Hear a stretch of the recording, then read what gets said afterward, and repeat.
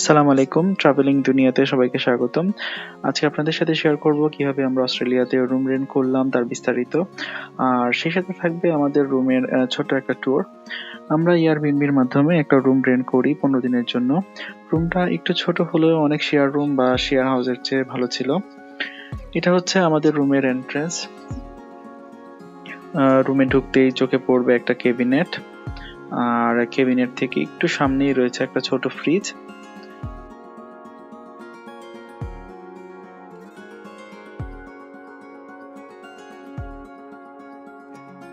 রুমের মাঝখানে আছে একটা কুইন সাইজের বেড, আর রুমের বাম পাশে একটা ক্লোজেটের পাশেই ছিল আমাদের রিডিং টেবিল।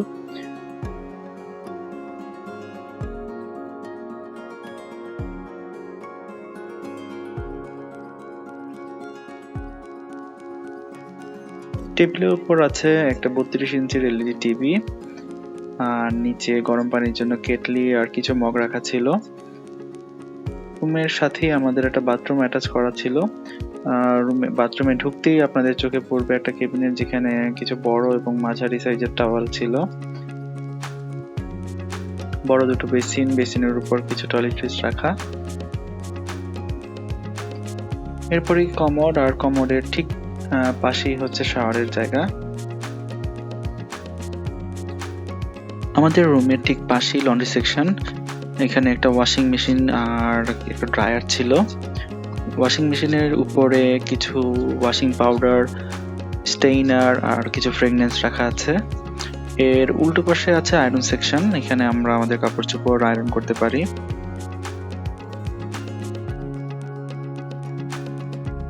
লন্ড্রি থেকে বের হয়ে আছে কাপড় শুকানোর জন্য জায়গা।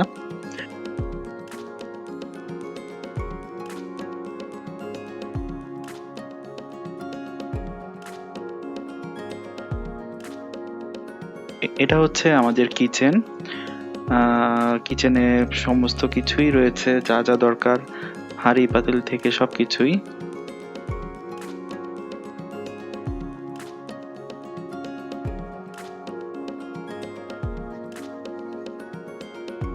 এই ছিল আমাদের রুমের ভিডিও। আমরা এই রুমের ওনারের সাথে কথা বলে 6 মাসের জন্য লিজ নিয়ে নিই। যেহেতু এখন এখানে অ্যাকোমোডেশন ক্রাইসিস চলছে, তাই আমাদের কাছে এটাই ভালো অপশন বলে মনে হয়েছে। তো এই ছিল আমাদের রুম ট্যুর। আপনাদের কিছু জানার থাকলে অবশ্যই কমেন্ট বক্সে জানাবেন। আর ভিডিওটি ভালো লাগলে লাইক, শেয়ার আর সাবস্ক্রাইব করতে ভুলবেন না যেন। সবাই ভালো থাকবেন।